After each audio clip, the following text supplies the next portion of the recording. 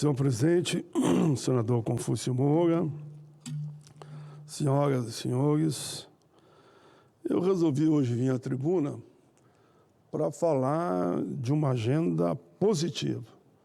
Sabemos que o clima no Brasil é muito no aspecto do olhar negativo. Eu vou falar de uma agenda positiva. Primeiro, nessa minha fala, eu quero registrar a minha confiança no Brasil.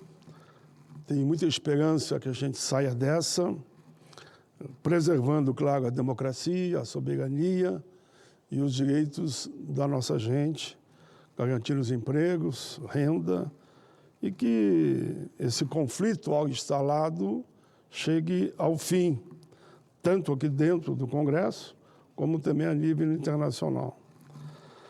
Que entendeu que as notícias boas também merecem ecoar pelos corredores da nossa casa. Essas conquistas são fruto de políticas públicas consistentes, de um esforço coletivo e da determinação dos governantes. Quando eu digo governantes, seja lá no município, nos estados e aqui na União, o governo Lula. O povo tem que ser o centro das prioridades dos nossos debates. E vamos em frente. Segundo a Organização das Nações Unidas para a Alimentação e Agricultura, a FAO, o Brasil saiu oficialmente do mapa da fome. O dado é histórico. A média trienal de 2022 a 2024 indica que menos de 2,5% da população se encontra em situação de subnutrição. Há um tempo atrás, foi mais que o dobro, o triplo dessa situação. Isso significa que milhões de brasileiros voltaram a ter o direito básico de se alimentar, fazer as 3 refeições todos os dias. Não é apenas uma estatística, é dignidade, é vida, é política humanitária. Essa meta foi atingida graças a um conjunto de ações estruturadas que envolveu o governo e esse Congresso, porque a maioria tem que passar por aqui. O Plano Brasil Sem Fome, o fortalecimento dos programas sociais, a valorização do salário mínimo, que nós aprovamos aqui, com a volta da política nacional do reajuste conforme inflação mais PIB. Registro também o apoio firme e importantíssimo à agricultura familiar. Essa agricultura, vale lembrar, é responsável para colocar a comida na mesa da nossa gente. A maioria das famílias brasileiras dependem da agricultura familiar. Os números falam por si. Até o final de 2023, cerca de 24 milhões de pessoas saíram da insegurança alimentar grave. A pobreza extrema caiu para 4,4%, o menor índice já registrado na série histórica. E se compararmos com 2021, quase 10 milhões de brasileiros deixaram essa condição. São vidas e vidas transformadas, crianças que podem estudar alimentadas, trabalhadores e trabalhadoras que recuperaram a esperança de ter emprego com carteira assinada. Sabemos que é muito grande ainda o número de trabalhadores sem carteira assinada, mas temos que ter esperança que avançaremos cada vez mais. A questão do emprego, o Brasil vive o momento mais positivo, desde o início da série da PNA contínua, que iniciou em 2012. No segundo trimestre de 2025, entre abril e junho, a taxa de desemprego caiu para 5,8%. 5,8%, o menor índice já registrado. A população ocupada chegou a cerca de 102,3 milhões de pessoas, enquanto o número de desocupados recuou para aproximadamente 6,3 milhões. Uma queda expressiva de 17,4% em relação ao trimestre anterior. O rendimento salarial médio mensal também avançou e bateu os recordes da história. Passou a ser 3.477, representando um aumento de 3,3% na comparação com o mesmo período do ano passado. No setor privado, o número de trabalhadores com carteira assinada alcançou a marca histórica de 39 milhões. A informalidade caiu, embora um número ainda alto, para 37,8%, a segunda menor taxa já registrada. Se olharmos o conjunto do ano de 2024, veremos que a taxa média de desemprego foi de 6,6%, a menor desde 2012. A renda domiciliar per capita atingiu 2,20%. E o índice de desigualdade medido pelo coeficiente de Gini recuou para 0,506, o menor também depois que começou a série histórica.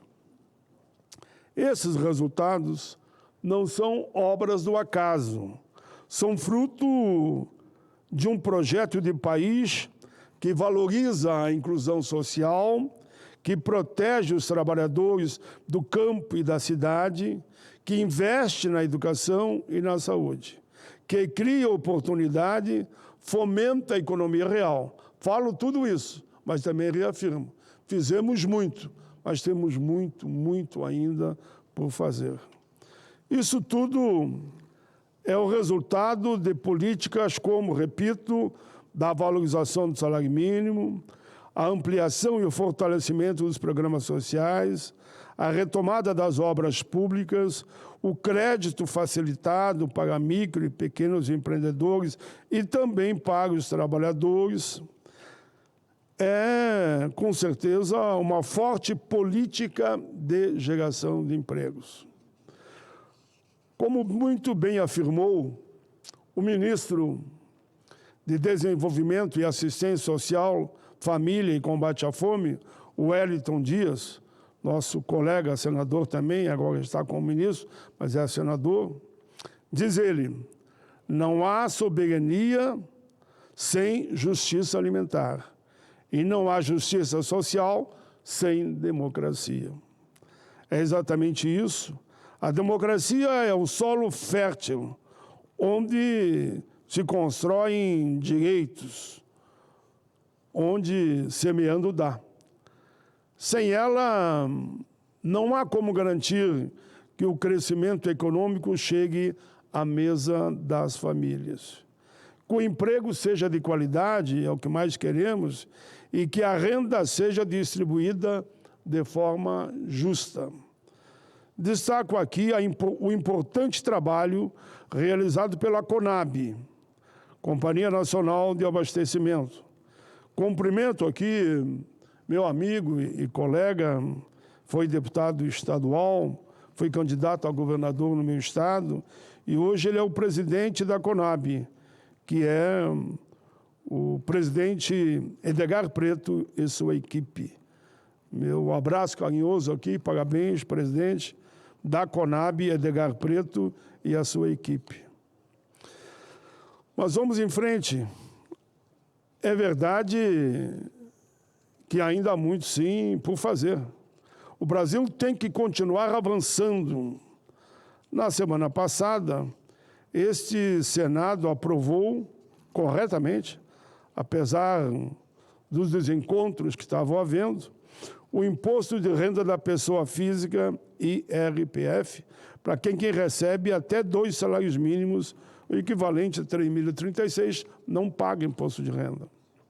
O projeto de lei PL 269 de 2025 seguiu para a sanção presidencial.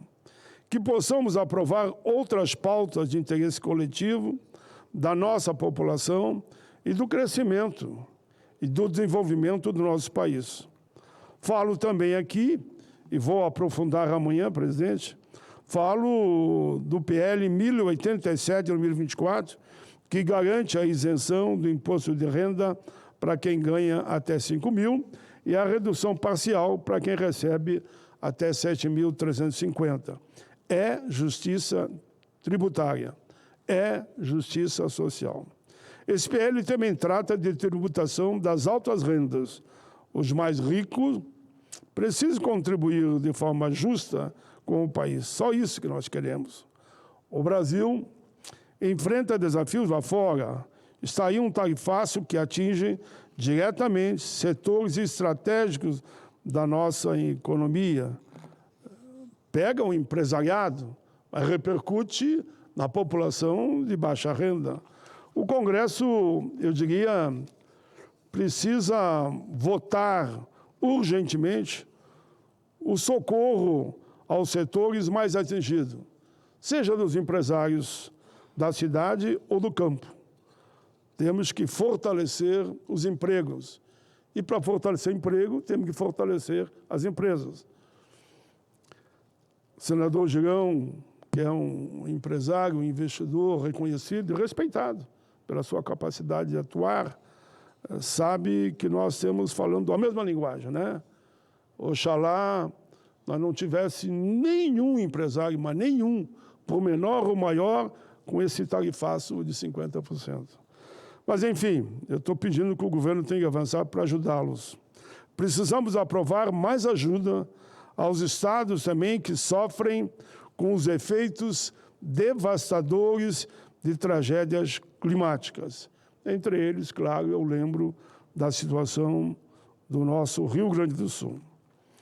Temos que aprovar, é um debate que está na sociedade, é um debate que pegou por dentro das fábricas, por fora das fábricas, dos trabalhadores informais e formais, que é o debate da jornada de trabalho, acabando, então, com a escala 6x1.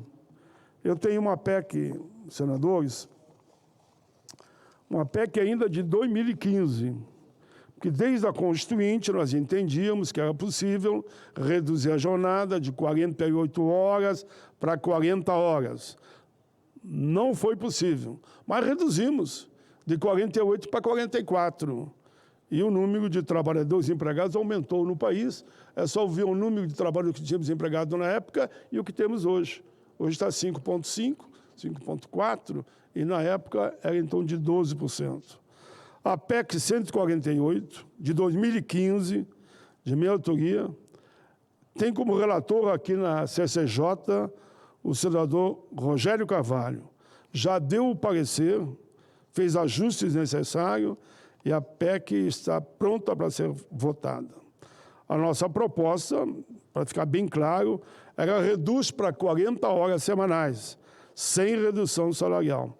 E depois, construído esse entendimento, visto que deu certo, está dando certo em todo o mundo, reduziríamos, então, 1 hora por ano até chegar às 36. Mas tudo isso no processo de construção, de negociação.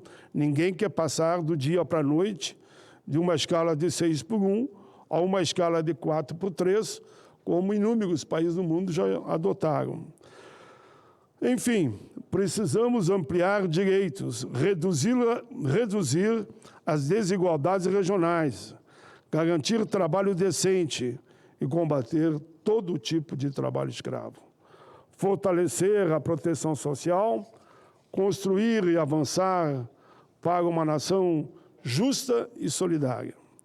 Que os dados positivos que levantei hoje sejam apenas o começo de uma história de desenvolvimento inclusivo com oportunidades para todos. O momento é de responsabilidade. Cabe a nós assegurar o fortalecimento da soberania, da democracia, da liberdade, dos direitos para todos, respeitar a independência entre os poderes. E é possível construirmos junto aqui, no Congresso Nacional, senadores e deputados.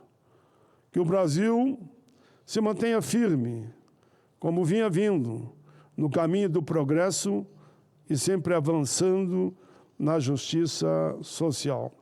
Era isso, presidente, agradeço muito, senador Confuso, senador Girão, que está no plenário, que fez a troca comigo, porque ele seria o primeiro, e como eu disse que eu tinha um outro compromisso, não, pode ficar em primeiro, mas espera eu chegar. E nem se eu não tivesse chegado ainda, eu fazia mais discurso até se eu chegar. Então, agradeço. Obrigado a ambos, senhor presidente.